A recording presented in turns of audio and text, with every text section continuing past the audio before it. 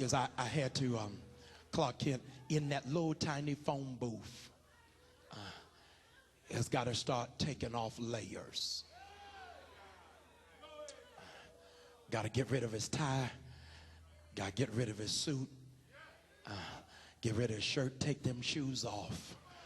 Watch this. To expose his inner power. All right, I think I lost you. You really will not see the effulgence of God's power on your life. Here it is, until you've been stripped. God. Oh my God, it's not until you have experienced firsthand God starting to take stuff off of you just to show folk what's really on you.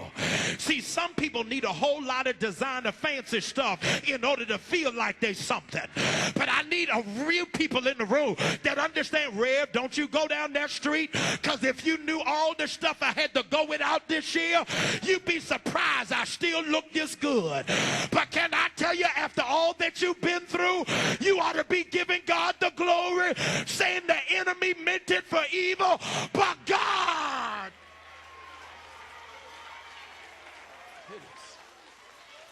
Be seated, please. It's not till you've been stripped. Oh my God. It's not till stuff been taken away from you. Oh my God, that the real glory of God is shown out in your life. I hate that I'm talking to superficial saints. I only need about 50 people who saying, preacher, I don't even know what happened. It was like holes were cut in my pocket.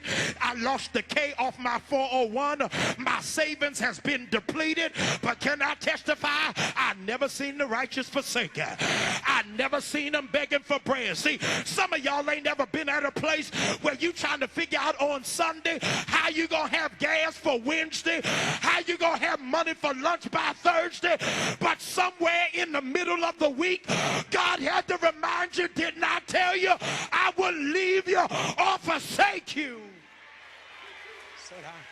Said I stripped you because your power was underneath all of that stuff. And you thought immaturely, prematurely, it was the enemy taking stuff off of you. God. Oh my God. God said, I had to show the world through you what grace looks like in a recession. I don't have no real people in here. I don't even understand how y'all ain't tearing this church up, because there was some months you ain't have the mortgage, you ain't have the rent money, you ain't had the insurance, and at the last minute God stepped in on your behalf, and you gotta say, Lord, thank you.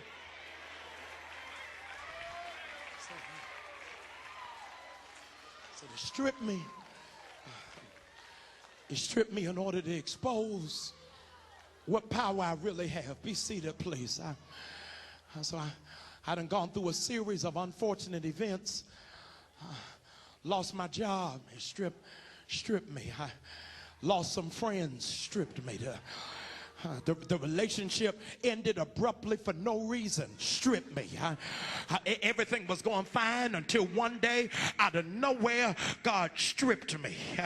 And I got to tell you, preacher, some folk used to being broke, but I ain't used to struggling. This ain't comfortable for me. This is unfamiliar. And I don't like having to explain to my children. I don't like having to cut back and to scale down, but I done had to cut some corners. But I'm thanking God even right now, enemy, you done messed with the wrong one, because I didn't even know what power I had until I started losing stuff, and God added power to my life.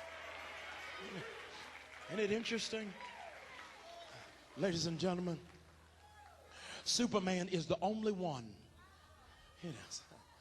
Superman is the only one of all the super friends that doesn't come with an accessory.